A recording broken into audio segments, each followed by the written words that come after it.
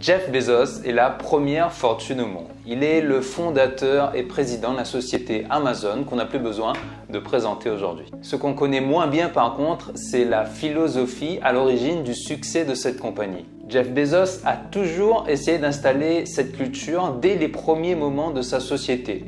Il appelle cette philosophie Day One. De cette philosophie, vous allez voir qu'on peut en retirer des principes qui peuvent vous aider dans la création de votre entreprise ou dans la détection d'un bon dirigeant.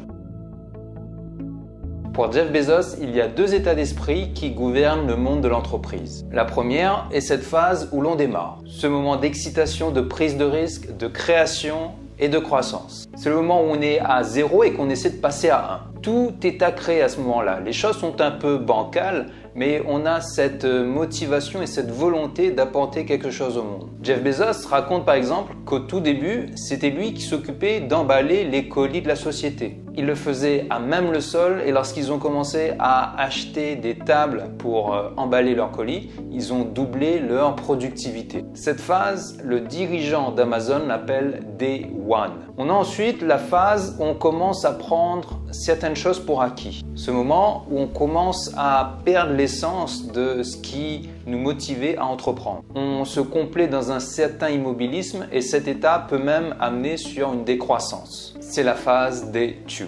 Et dès les premiers moments de sa société, Jeff Bezos a voulu instaurer cette philosophie Day One. Cette culture est si importante pour lui qu'il a nommé le siège d'Amazon ainsi. 4 points sont importants selon lui pour bien comprendre cette philosophie.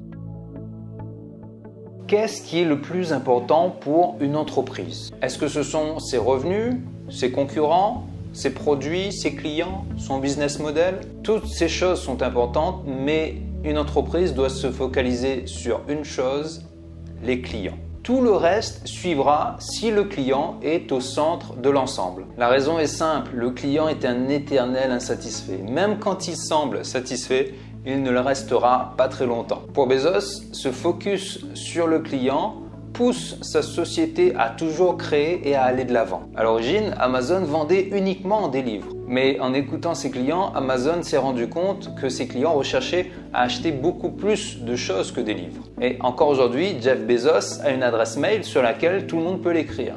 Il ne répond pas à tout, mais il lit tout. C'est son moyen à lui de rester à l'écoute de ses clients. La vision est primordiale. Quel que soit le domaine dans lequel vous êtes, il est important d'avoir une vue d'ensemble, une vision, afin de garder un cap. Dans une entreprise, au fur et à mesure qu'elle grandit, il est de plus en plus difficile de garder cette vision. Les process deviennent une fin en soi. Un sondage, par exemple, doit avoir comme finalité un ajustement sur un produit ou sur un service pour le client. Le sondage ne doit pas se suffire à lui-même, simplement parce qu'il est meilleur que le précédent. Si je suis en train de faire cette vidéo, c'est pour essayer de vous apporter des choses dans la création de votre entreprise ou dans vos investissements. Il est tellement facile de perdre de vue l'objectif premier de quelque chose. Cela nous arrive à tous et quand c'est le cas, on se demande pourquoi on est en train de faire ce qu'on est en train de faire. Alors pour maintenir cette philosophie Day One, il est important de remettre de temps en temps un peu de cœur et un peu d'intuition dans ce que l'on fait. Est-ce que vous vous souvenez de Kodak? Pour les plus jeunes, Kodak était une entreprise qui fabriquait des pellicules photo. L'entreprise existe toujours, mais elle n'a pas su ou n'a pas voulu prendre le virage du digital. Cette décision a été critique pour elle parce qu'aujourd'hui, elle laisse sa place à des concurrents comme Nikon ou Canon. Le monde avance et si on n'arrive pas à prendre le train en marche, on restera à la traîne. Jeff Bezos l'a bien compris en 1994 lorsqu'il a lancé Amazon. Il avait compris qu'Internet était quelque chose qui allait prendre beaucoup d'ampleur. Et aujourd'hui, sa compagnie n'hésite pas à essayer des choses comme la livraison en drone ou le développement d'intelligence artificielle via Alexa, par exemple. Une compagnie a besoin de ça pour évoluer et garder cet esprit Day One. Et c'est vraiment une compétence à développer, cette capacité à pouvoir s'adapter et évoluer en fonction des innovations qui nous touchent.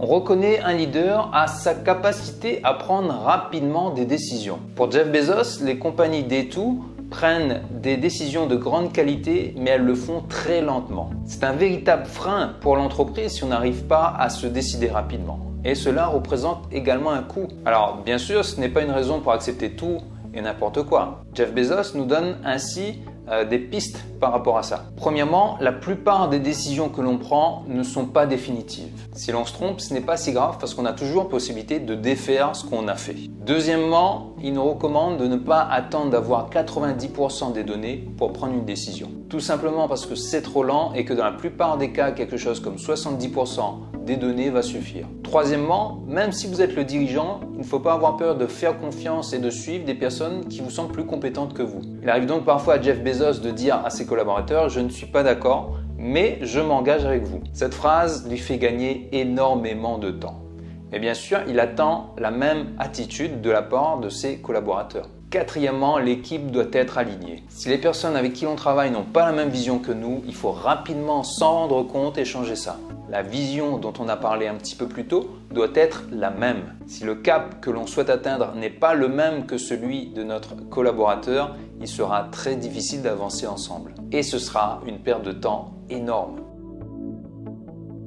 La philosophie des One est donc à la base de la réussite de Jeff Bezos. Je trouve que ce sont des principes que l'on peut adopter et qui peuvent faire une vraie différence. On a donc premièrement l'importance de mettre les clients au centre de notre action parce que ce sont eux qui vont nous pousser à nous dépasser. Deuxièmement, on a la puissance d'avoir une vision globale, un but, un objectif que l'on gardera bien en tête et qui nous aidera à garder un cap. Troisièmement, on a notre capacité à nous adapter et à embrasser le changement. C'est quelque chose qui est essentiel si on veut garder notre vitalité. Et quatrièmement, la prise de décision a un coût. On doit être capable de prendre des décisions de qualité, mais très rapidement. Voilà, cette vidéo sur Jeff Bezos est terminée. J'espère que c'est un sujet qui vous a plu.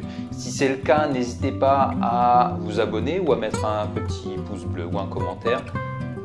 Moi, je vous dis à très bientôt.